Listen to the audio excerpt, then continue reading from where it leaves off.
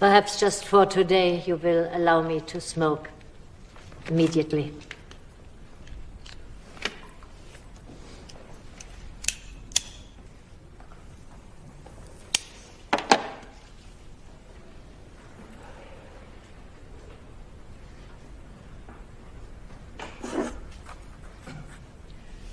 When the New Yorker sent me to report on the trial of Adolf Eichmann, I assumed that the courtroom had only one interest: to fulfill the demands of justice.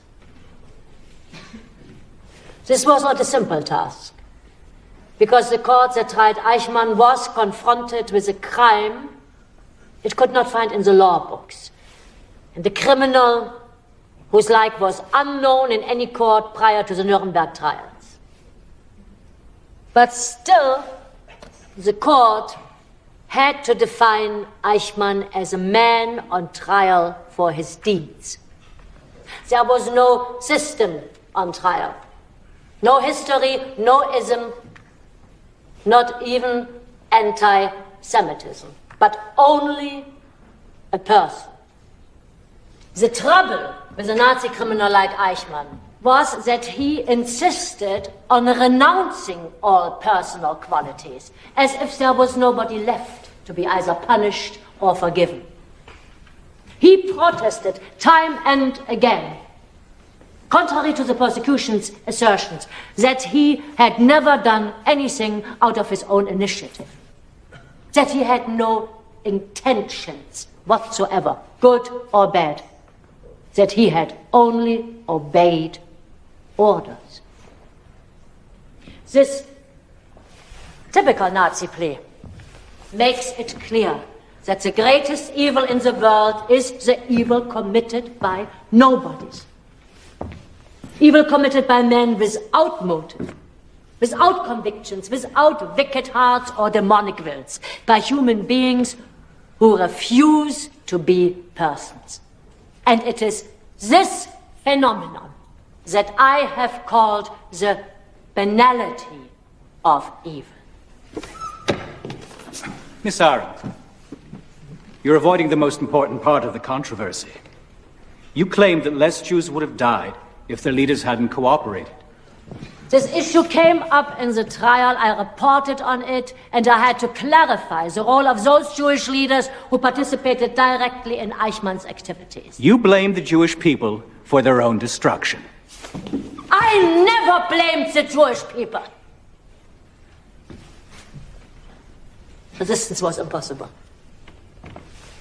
But perhaps there is something in between resistance and cooperation. And only in that sense do I say that maybe some of the Jewish leaders might have behaved differently.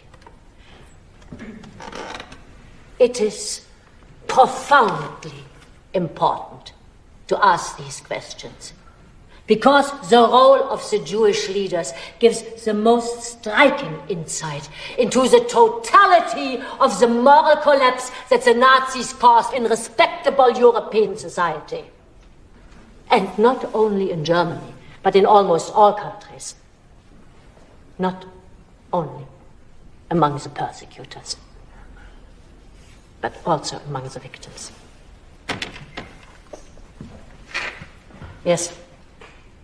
The persecution was aimed at the Jews. Why do you describe Eichmann's offenses as crimes against humanity? Because Jews are human. The very status the Nazis try to deny them. A crime against them is, by definition, a crime against humanity. I am, of course, as you know, a Jew. And I've been attacked for being a self-hating Jew who defends Nazis and scorns her own people. This is not an argument. That is a character assassination. I wrote no defense of Eichmann, but I did try to reconcile the shocking mediocrity of the man with his staggering deeds. Trying to understand is not the same as forgiveness. I see it as my responsibility to understand. It is the responsibility of anyone who dares to put pen to paper on this subject. Since Socrates and Plato, we usually call thinking to be engaged in that silent dialogue between me and myself. In refusing to be a person, Eichmann utterly surrendered that single most defining human quality, that of being able to think. And consequently, he was no longer capable of making moral judgments. This inability to think created the possibility for many ordinary men to commit evil deeds on a gigantic scale, the like of which one had never seen before. It is true, I have considered these questions in a philosophical way. The manifestation of the wind of thought is not knowledge, but the ability to tell right from wrong, beautiful from ugly. And I hope that thinking gives people the strength to prevent catastrophes in these rare moments when the chips are down. Thank you.